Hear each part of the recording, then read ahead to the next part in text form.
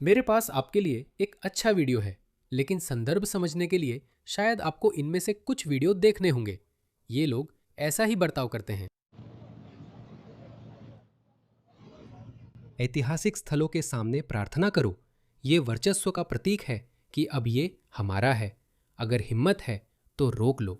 ये वही करते हैं। देखिए, ये लंदन है। ये ईसाई प्रचारकों पर हमला करते हैं। इसे देखो। ये इन ईसाई प्रचारकों पर हमला कर रहे हैं। आप यहाँ प्रार्थना नहीं कर सकते।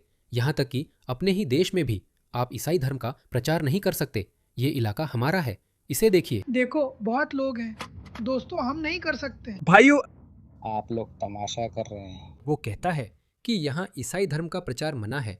ये मुस्लिम इलाका है। तो वे बहुत समय से स्थानीय लोगों को उकसा रहे हैं। वे बहुत समय से स्थानीय लोगों को परेशान कर रहे हैं। यही पोलैंड में हुआ था। एक बहादुर पोलिश व्यक्ति ने मुस्लिम परिवार से कहा, आप यहाँ प्रार्थना नहीं कर सकते। यही भाषा वे समझते हैं। हमारे जैसे लोग और दूसरे ईसाई। बिल्कुल, मैं ईसाई नहीं हूँ, लेकिन ईसाई लोग पूछते हैं कि क्यों दोहरे मापदंड है। उन्हें लंदन में गर्भपात क्लिनिक के बाहर चुपचाप प्रार्थना करने पर गिरफ्तार किया जाता है। हाँ, मैं वह वीडियो पहले कई बार चला चुका हूँ। वह ईसाई महिला सड़क के दूसरी तरफ चुपचाप खड़ी थी, जहां एक गर्भपात क्लिनिक था, और उसे गिरफ्तार कर लिया गया। उस पर जुर्माना लगाया गया। लेकिन मुसलमान ऐसा करके बच निकलते हैं। यही है जो वे करके बच जाते हैं। यह मॉस्को है। वहां भी वे ऐसा करके बच जाते हैं। यह वेस्टमिंस्टर एबे है। वहां भी वे ऐसा करके बच जाते हैं। इसे देखो, यह पार्लियामेंट स्क्वायर है। उसे देखो। वे जहां भी जाते हैं, ये प्रभुत्व दर्शाता है। यही वे करते हैं। इसी वजह से अब लोग उनका सामना करने लगे हैं। ये पॉजी पॉजी है। मैं उसका नाम भूल गया। उसका नाम क्या है? हाँ, इसे देखो। उन्हें लगता है कि वे जहां चाहे जा सकते हैं। वे बस प्रार्थना कर सकते हैं और स्थानीय लोगों को परेशान कर सकते हैं। लेकिन अब इसका अंत होने वाला है। अब अंत आ रहा है दोस्तों। देखो, यही वे करते हैं। ब्रैडफोर्ड की मेगा मस्जिद में आपका स्वागत है। ये ब्रैडफोर्ड में मुस्तफ़ा माउंट मेगा मस्जिद है। ये असल में पहले एक विश्वविद्यालय हुआ करता था। ये पहले ब्रैडफोर्ड विश्वविद्यालय का प्रशासनिक भवन था, जिसे हमने खरीद कर हैरी पॉटर जैसी खूबसूरत मेगा मस्जिद में बदल दिया। देखिए कितना बड़ा है। वह कितना गर्व महसूस कर रहा है। उन्हें ऐसा करना बहुत पसंद है। इसे देखिए, इस सोमाली को देखिए। हाँ, आप बता सकते हैं कि वह सोमाली है। मैं आपको बताता हूँ कि सोमालियों ने पूरे शहर पर कैसे कब्जा कर लिया। हाँ, हमारे पास एक कैफे है जिसका नाम नीसा कैफे है। इसे पहले कुछ और कहा जाता था। ये पहले एक पब था, अब ये एक सोमाली कैफे है। सोमालियों ने हर जगह कब्जा कर लिया है। अब उनके पास ये कॉफी शॉप भी है। तो क्या है ये? कब्जा कर लिया है हमने। कब्जा कर लिया है। सच में? इसे देखो। तो इसे देखो, आयरलैंड में शुरू हो रहा है। आयरलैंड के लोगों को मेरा सलाम। वे इसे चुपचाप नहीं सहते। तो इसे देखो। इसे देखो। ये डबलिन एयरपोर्ट की पार्किंग है। टैक्सी स्टैंड के साथ।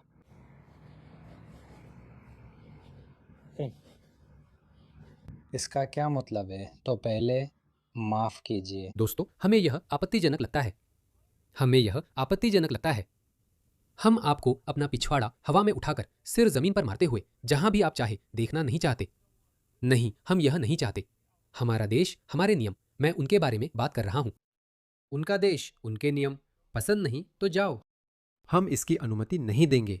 अभी तुम्हारा इकलौता सहारा वोक वामपंथी और देशद्रोही राजनेता है, लेकिन वे ज्यादा देर तक नहीं बचा पाएंगे। क्योंकि आखिरकार आखिरी बार जब मैंने देखा था, ये सारे देश लोकतांत्रिक हैं। और जब हमारे पास इतनी बड़ी संख्या होगी जो इस बकवास को ना कहेगी, तो ये वोक राजनेता चले जाएंगे। ये पुतिन, शी जिनपिंग या किम जोंग उन नहीं है। इनके पास सीमित समय है। एक बार चले गए तो फिर नहीं लौटेंगे। ठीक है, आप देख सकते हैं। देखो। खैर, तो ये आदमी दूर से इसका वीडियो बनाता है और फिर वो उनसे सामना करता है। ये देखो। हैरी सुल्तान, इस इमारत का नाम क्या है? ये वाली। हाँ। अब बस इस टैक्स रैंक बिल्डिंग का नाम बताओ। टैक्सी है। इस बिल्डिंग का नाम क्या है? Cash, the cash. यहाँ मणिकेश जैसा लग रहा है। अब मस्जिद में इसका कुछ भी नहीं है। सनशाइन, मस्जिद में ऐसा कुछ नहीं है। तुम इसे खुलकर ऐसे कह सकते हो जैसे ये अब ईसाई देश है। यह एक ईसाई देश है। दोस्तों, इस तरह की बातें केवल 10 साल पहले अकल्पनीय थी। अगर ईसाई धर्म का पुनर्जागरण होता है, या जिसे वे ईसाई कट्टरता कहेंगे, तो इसकी वजह तुम ही हो। अगर सेक्युलर लोग, मेरे लोग, नास्तिक या सेक्युलर लोग, अगर उनके ये दोहरे मापदंड नहीं होते, अगर वे निष्पक्ष होते, अगर वे सच्ची धर्मनिरपेक्षता पर कायम रहते, तो वे इन लोगों पर भी सख्ती करते। तब ईसाई भी ठीक रहते। ईसाई ठीक थे। वे किसी चीज के लिए लड़ नहीं रहे थे, वे कुछ भी मांग नहीं रहे थे। लेकिन जब उन्होंने ये दोहरे मापदंड देखे, और वैसे मेरा इन लोगों से कोई लेना देना नहीं है, मुझे उन लोगों से नफरत है जिन्होंने ये किया, जिन्होंने ये दोहरे मापदंड शुरू किए। वे ऐसे हैं, मुसलमानों के लिए हर तरह की रियायतें दो। क्या चाहिए आपको? क्या आप यहाँ नमाज पढ़ना चाहते हैं? क्या आप हमारी चर्च पर कब्जा करना चाहते हैं? बिल्कुल बिल्कुल, हम इसे रखेंगे। हम इन ईसाइयों को दूर रखेंगे, चिंता मत करो। हाँ, तुमने यही सोचा था। अब अपने कर्मों का फल मिल रहा है। जैसा बोया वैसा काटना पड़ेगा।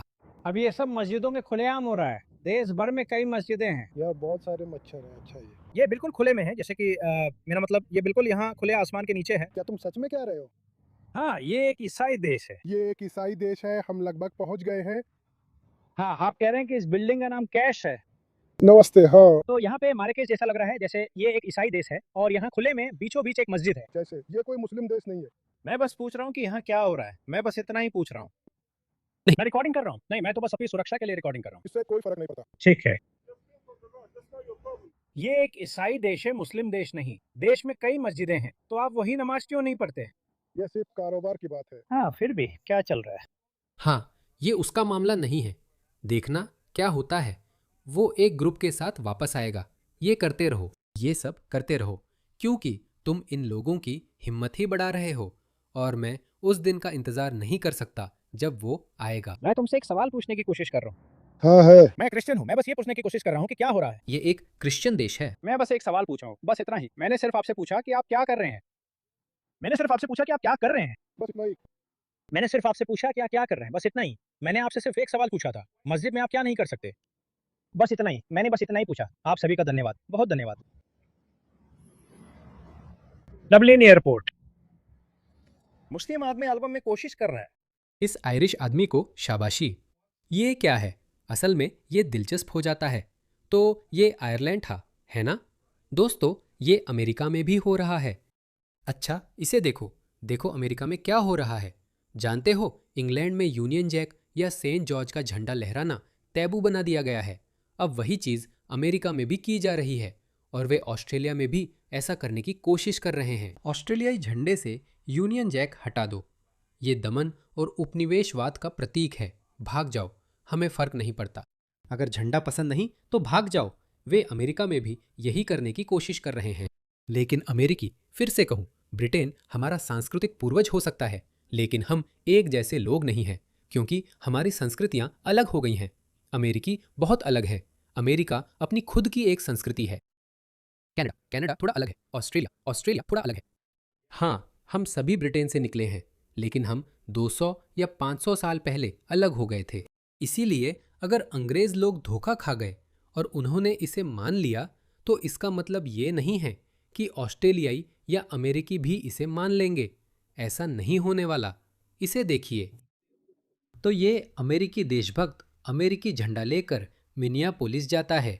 देखिए क्या होता है। मैं नीचे आकर देख नहीं सकता।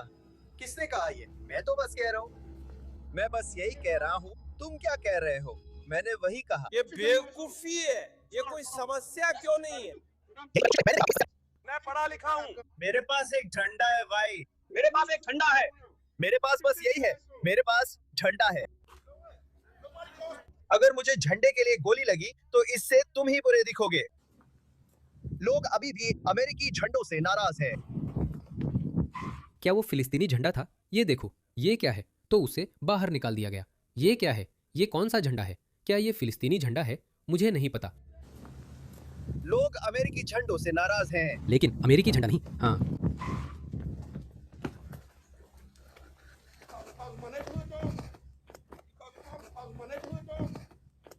पुलिस को बुलाओ, पुलिस को बुलाओ, पुलिस को बुलाओ, पुलिस को बुलाओ।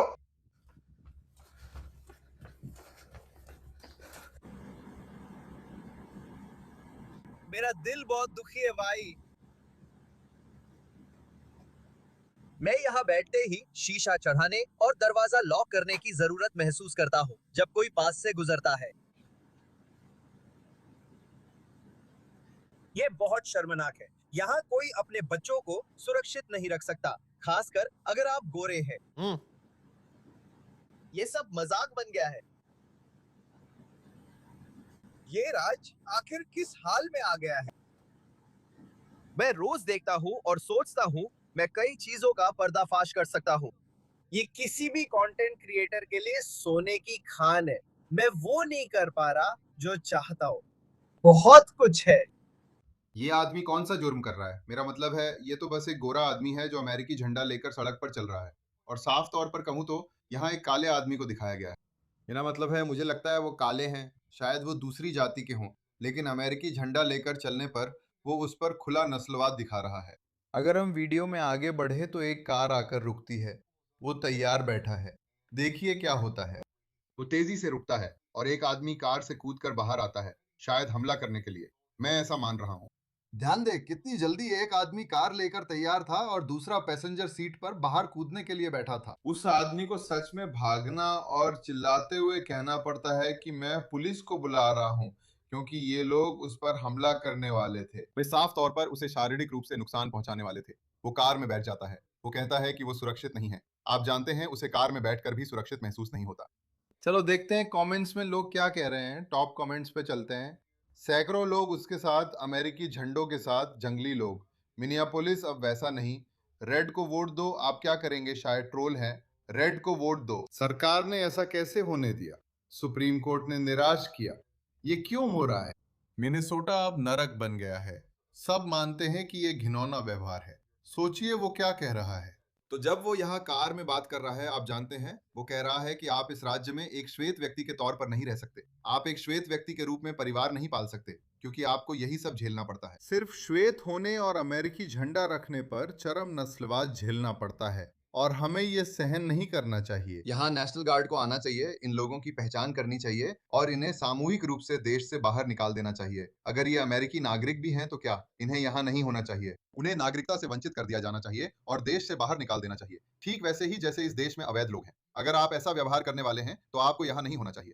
पूरा पश्चिम, हर एक पश्चिमी देश जिसमें अमेरिका भी शामिल है, हर एक पश्चिमी देश को ये अतिवादी वामपंथी गद्दार बर्बाद कर रहे हैं। उन्होंने ऐसे लोगों को यहाँ लाया है जो पश्चिमी सभ्यता और इन पश्चिमी देशों से नफरत करते हैं। वे इनसे नफरत करते हैं। उन्हें अपने काम के लिए ताकत और हिम्मत मिल रही है। लेकिन मुझे कुछ ऐसा महसूस होता है। देखिए, मैं ये नहीं कह रहा कि हर कोई इससे बिना किसी नुकसान के बाहर निकल जाएगा। हालात खराब होंगे, लेकिन मेरे दिल में विश्वास है कि वे सफल नहीं होंगे। इन्हें देखिए, ये पूर्व नेवी सील है। मैं इनकी बातों का समर्थन नहीं करता, लेकिन मुझे अमेरिका से प्यार है। भगवान अमेरिका को आशीर्वाद दे। यूएसए, इनकी बात सुनो। इन लोगों की कोई बदतमीजी मत सहो। बस ऐसा मत सहो। उन्हें तुम्हें डराने मत दो। उन्हें तुम्हारे शहर पे कब्जा करने मत दो, और वो भी बिना किसी अंजाम के। अगर इसके लिए मारपीट का केस झेलना पड़े तो कर दो। मेरा रुख यही है। तुम सोचते हो कि मैं कुछ सोमालियों को अपने बच्चों को समुद्र के किनारे तंग करने दूंगा? मैं नहीं दूंगा। मैं उनकी खोपड़ी फोड़ दूंगा। उन्हें सड़कों पर बेजान हालत में घसीटूंगा। मैं तंग आ चुका हूँ। मैं नहीं कहता कि अपराध करो, लेकिन अपने देश या शहर में कट्टरपंथी इस्लाम से मत डरो। समय के साथ ये नहीं सुधरेगा। उन्हें बता दो कि अगर वे कानून तोड़ेंगे तो तुम भी कानून अपने हाथ में ले लोगे। अमेरिका एक बहुत अलग देश है। अमेरिकी संस्कृति और ब्रिटिश संस्कृति में बहुत बड़ा अंतर है। अमेरिका ऐसा है। मुझे लगता है ये बहुत दिलचस्प होगा। इस्लामवादियों को अंदाजा नहीं है कि उनके साथ क्या होगा। अगर वे अमेरिका से उलझने की कोशिश करते हैं तो सबसे पहले उनके पास, मेरा मतलब है उनके पास ब्रिटेन में भी संख्यात्मक बढ़त नहीं है। वे केवल 8%, शायद 10% ब्रिटिश आबादी का हिस्सा है। ब्रिटेन बहुत शांत और अलग समाज है। मुझे नहीं लगता वे वहाँ सफल होंगे, लेकिन वे अमेरिका में ज़रूर कोशिश करेंगे। वे अपनी किस्मत आजमाएंगे। मुझे गलत मत समझिए, उन्हें मौका मिलेगा, क्योंकि ये लोग इस्लामवादी, बेहद कट्टर और बेहद प्रेरित लोग हैं। वे सच में मानते हैं कि वे दुनिया जीतने आए हैं। इसे देखिए, सुनिए, वे इसी पर विश्वास करते हैं। ये आपके हित में है, क्योंकि उम्मा के हित में है कि दुनिया में अमेरिकी वर्चस्व कम हो। आपको सोचना होगा, एक अमेरिकी मुस्लिम के रूप में आप कैसे योगदान देंगे। अमेरिकी ताकत घट रही है जबकि चीन की बढ़ रही है। इससे मुस्लिम दुनिया में धीरे धीरे जगह बन रही है। हम दरिंदे के पेट अमेरिकी साम्राज्य के दिल में हैं। हम यहाँ हैं। वे अमेरिकी लहजे में बोलते हैं, फिर भी वे यहाँ अमेरिका को अंदर से नष्ट करने आए हैं।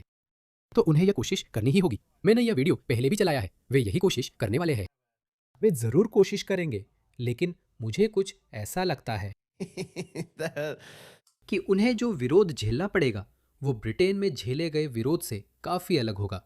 यहाँ तक कि ब्रिटेन भी इसे चुपचाप नहीं सहेगा। मुझे लगता है कि उनका सामना इस आदमी जैसे लाखों अमेरिकियों से होगा। बस मत करो। वे उनसे टकराने वाले हैं, तो आगे बहुत दिलचस्प समय आने वाला है।